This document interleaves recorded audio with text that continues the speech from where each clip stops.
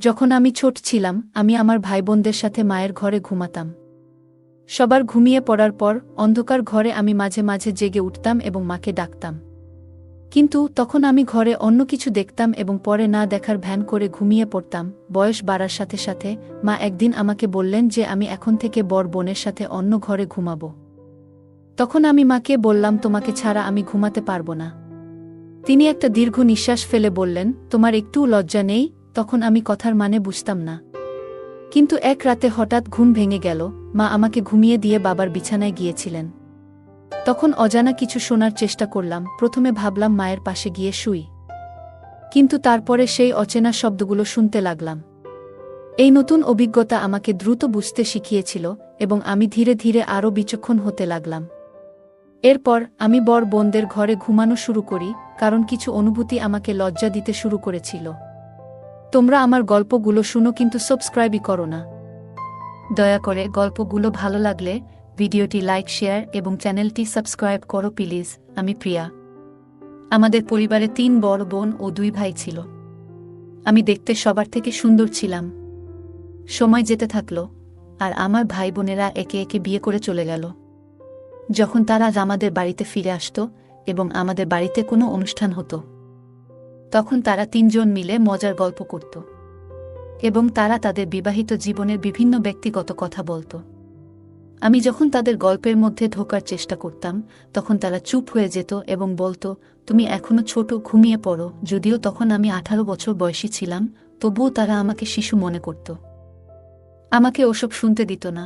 আমি ধীরে ধীরে বুঝে গিয়েছিলাম কিভাবে তাদের কথাগুলো শোনা যায়। যখনই আমার বোনেরা আসতো, আমি ঘুমের ভান করে তাদের পাশে শুয়ে পড়তাম। তারা নিজেদের মধ্যে হাসিঠাট্টা করত আর আমি চুপচাপ শুনতাম। রাতের নির্জনতার মধ্যে তারা হাসিমস্করা করত, যা আমার মনেও একটি আলোড়ন তৈরি করেছিল। আমি ভাবতাম, যদি আমারও বিয়ে হয়, আমারও একজন সঙ্গী থাকবে এবং সেই সম্পর্কের মধ্যে একটি বিশেষ সম্পর্ক গড়ে উঠবে। এই চিন্তা আমার হৃদয়ে উত্তেজনা সৃষ্টি করেছিল এবং আমি নিজের ভবিষ্যতের কথা ভাবতে শুরু করলাম। তবে সময়ের সাথে সাথে একটি অদ্ভুত অস্থিরতা আমার মনকে আচ্ছন্ন করেছিল। আমি ইন্টারনেটে রোমান্টিক গান খুঁজে দেখতাম আর শুনতাম এবং নিজেকে সেই গল্পের চরিত্রের জায়গায় কল্পনা করতাম।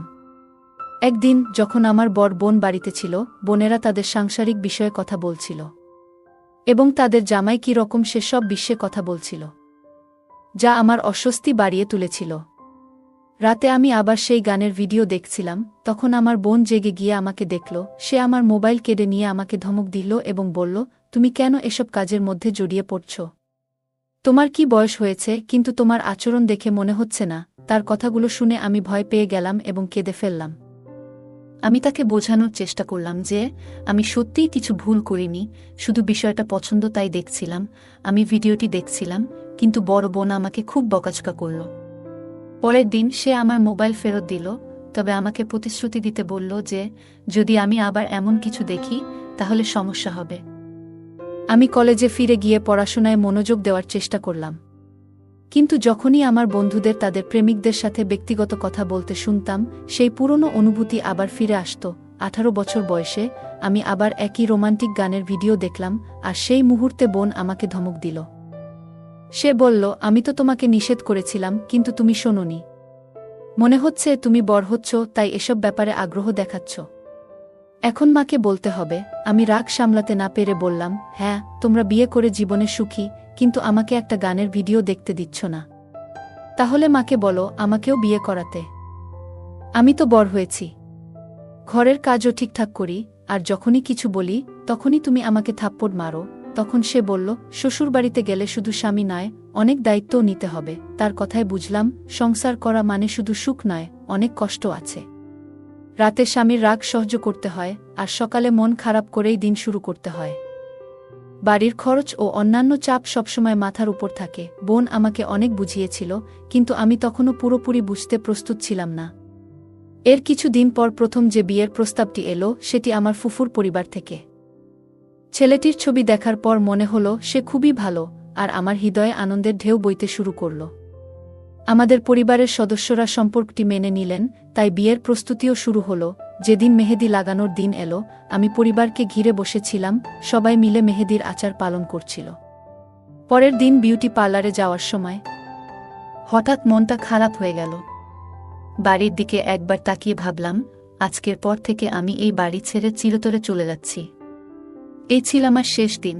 আজ আমি নতুন জীবনের পথে রওনা হচ্ছি। বিয়ে শেষ হলো, আর বরকে দেখে মনে হলো তিনি খুবই সুদর্শন। বিয়ের পর সবাই আমাদের দম্পতির সাথে তুলনা করছিল, আর আমি ভাবছিলাম জীবনের নতুন অধ্যায় কেমন হবে। বিয়ের সময় যখন আমার শাশুড়ি তার ছেলের সাথে মঞ্চে এলেন, তাকে দেখে আমি বুঝতে পারলাম তিনি খুবই খোলা মনের এবং আনন্দমুখর একজন মহিলা। যদিও তিনি আমার শাশুড়ি, তাকে দেখে মনে হয়েছিল যেন তিনি আমার স্বামীর বড় বোন। মা তাকে দেখে হাসি মুখে পরিচয় করিয়ে দিলেন, এবং সবাই তার রূপের প্রশংসা করছিল।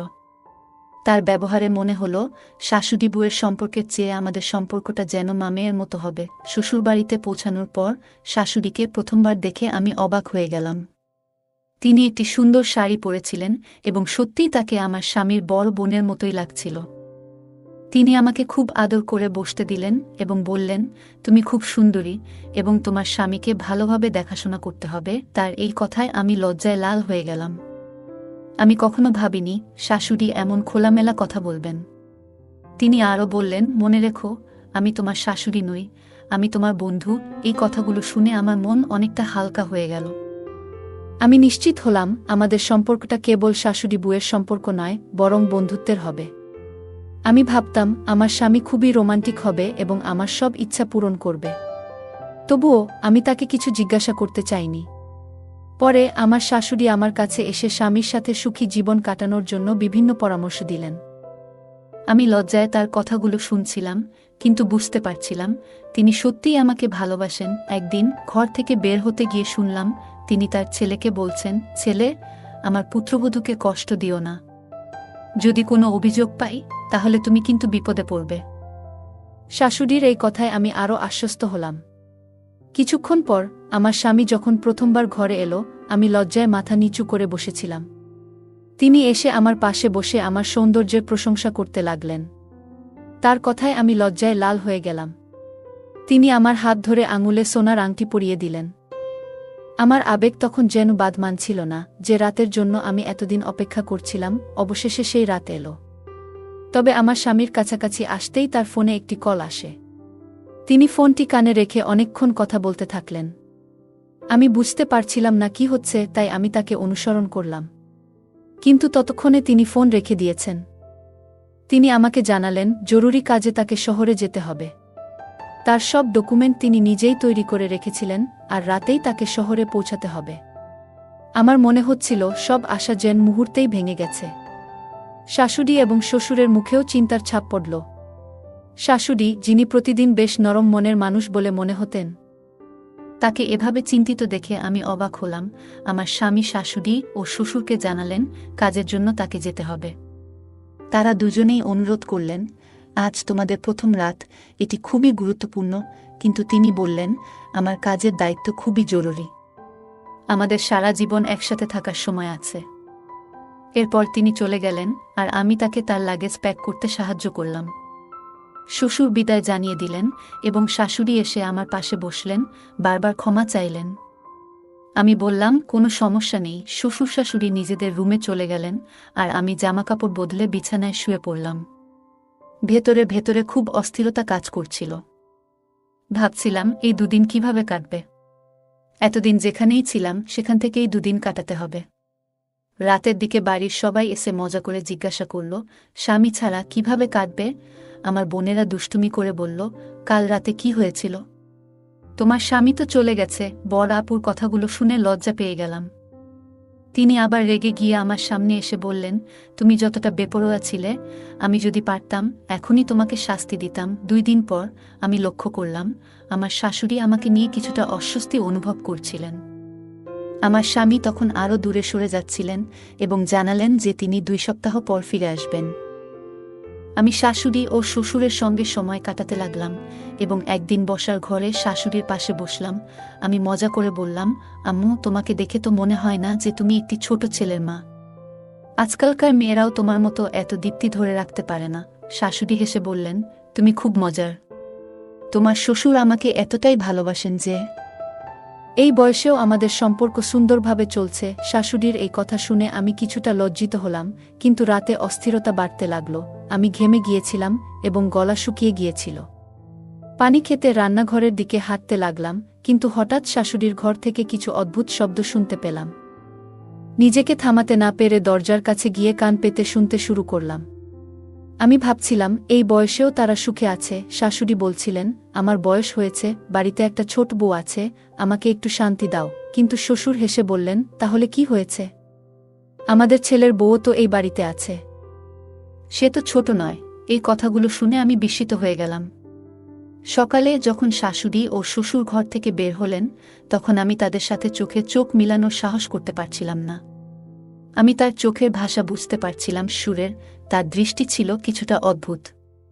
যখন আমি আমার স্বামীর সাথে কথা বলার চেষ্টা করলাম, সে আমাকে এড়িয়ে গিয়ে বলল, আমি খুব ব্যস্ত, অনেক কাজ আছে, ফিরতে সময় লাগবে। একদিন শাশুড়ির শরীর খারাপ হয়ে গেল, তার রক্তচাপ বেড়ে গিয়েছিল। তিনি বললেন, বৌমা, রান্নাঘরে ওষুধ রেখেছি, ওষুধটি একটু দুধে মিশিয়ে আমাকে খাইয়ে করিয়ে দেও। আমি এক গ্লাস দুধ নিয়ে ওষুধ মিশিয়ে দিলাম। কিন্তু আমি চিন্তিত ছিলাম, কিছু ভুল হতে পারে। ঠিক সেই সময় শাশুড়ির ফোনে একটা কল এলো, যেটা আমার স্বামীর ফোন থেকে আসছিল। আমি ফোন কানে লাগাতেই শুনলাম আমার স্বামী বলছে, তোমার বউকে বলো আমার অন্য কোথাও সম্পর্ক হয়েছে এবং সেই মেয়েটি এখন আমার সন্তানের মা হতে চলেছে। তাই সে আমাকে শহরে আসতে বলেছে এবং হুমকি দিচ্ছে, যদি আমি তাকে বিয়ে না করি তবে সে আমার বিরুদ্ধে মামলা করবে। এখানে পুলিশ কতটা কঠোর তা তো তোমরা জানো। এই কথা শুনে আমি হতবাক হয়ে গেলাম, সব স্বপ্ন যেন মুহূর্তেই ভেঙে পড়ল। শাশুড়িকে সেই অবস্থায় রেখে আমি কাঁদতে কাঁদতে আমার বাবা মাকে সব জানালাম এবং শ্বশুর শাশুড়ির কাছে বিষয়টি খুলে বললাম।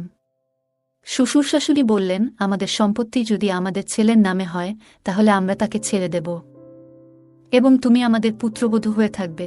কিন্তু কিছুদিন পর আমার বাবা আদালতে এই প্রস্তাবটি অস্বীকার করলেন এবং আমি অল্প বয়সেই বিবাহ বিচ্ছেদ পেলাম, যা আমি কখনো ভাবতেও পারিনি আমার জীবনের সাথে এমনটা হবে। আমি অনেক কিছু সহ্য করেছিলাম, কারণ বিয়ের পর মেয়েদের জীবনে অনেক পরিবর্তন আসে, যা তাদের জীবনকে সম্পূর্ণভাবে বদলে দেয়। এখন 2-5 বছর বয়সে আমি চুপচাপ থাকতে শিখেছি। আমার জন্য অনেক সম্পর্ক এসেছে, কিন্তু পুরুষদের প্রতি আমার বিশ্বাস একেবারেই চলে গেছে। আমি কি বিয়ে করব? পুরুষদের বিশ্বাস করা কি ঠিক হবে? তোমরা কি মনে করো? কমেন্টে জানাও গল্পটা কেমন লাগলো। জানাতে ভুলবে না। আরও মজার মজার রোমান্টিক গল্প শুনতে চাইলে ভিডিওটি লাইক, শেয়ার এবং চ্যানেলটি সাবস্ক্রাইব করতে এবং বেল আইকনটি ক্লিক করতে ভুলবে না। ধন্যবাদ।